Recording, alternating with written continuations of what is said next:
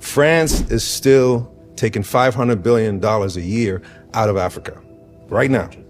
Out of their 14 ex-colonies, because they made them sign the Pact of the Continuation of Colonization back in the late 50s. And they had no choice but to sign.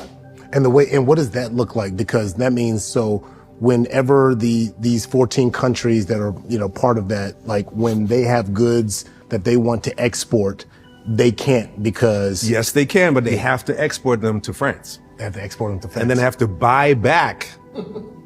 They have to buy back the products. They export the natural resources, the raw materials, and then they have to buy back the products from France. With their money. With their money. Now, France also forces them to spend to give up to 85% of their GDP to France. Up to 85%, right?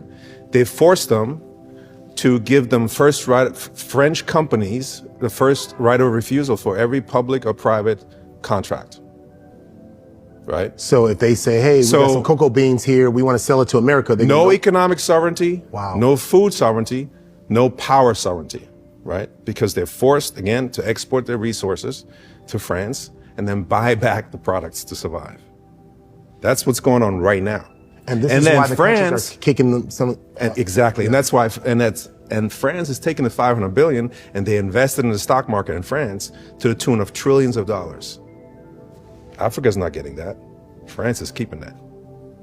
And if somebody speaks up, they turn off the faucet of the currency because France is printing the currency for those 14 countries. That's why now you have people present like Burkina Faso. What's the other guy? Niger, Mali, Niger. Those guys. Exactly. I'm glad this happening. It's real. Who are getting together. Yes.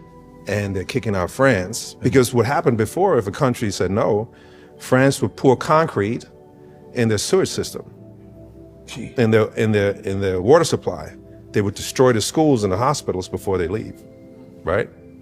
Then they would come in with mercenaries. Yeah. And they would take people out. Lumumba, Thomas Sankara, right? Yeah. That's what's going on right now.